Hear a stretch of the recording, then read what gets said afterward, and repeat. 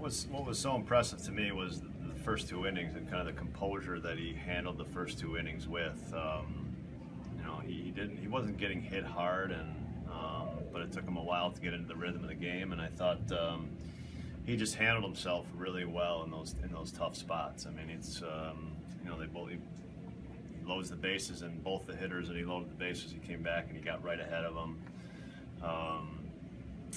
You know, he went right at him and got ahead of him, and that was really good to see. And then after that, he got into a pretty good groove. Threw a ton of strikes after that, and it was good to watch.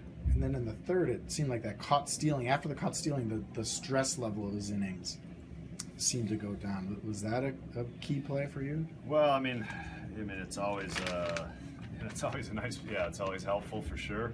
But I just thought the slider was a real weapon. I thought against the right-handers, he threw it. You know, he got ahead in the count with it. He threw it whenever he wanted, whenever he needed strikes to keep them off balance. And then, you know, for most of the night, he beat their hitters with the fastball, and that's a good sign.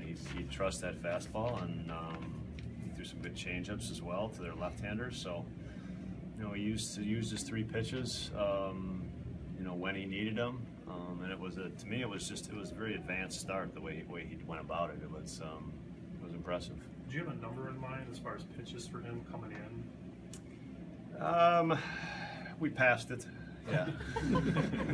So putting him out there in the 7th, I mean, you felt like. Yeah, I just felt like he was throwing the ball so well, and that, you know, there was Robertson was leading off the inning, and I thought he was our, you know, and rather than, you know, the choice was to use one of our right-handers, maybe Jared, for one hitter, and I thought just, you know, why use Jared for one hitter when if, you know, something happens in a 1-0 game, because he was throwing the ball so well. So, you know, he went out and struck the guy out. So,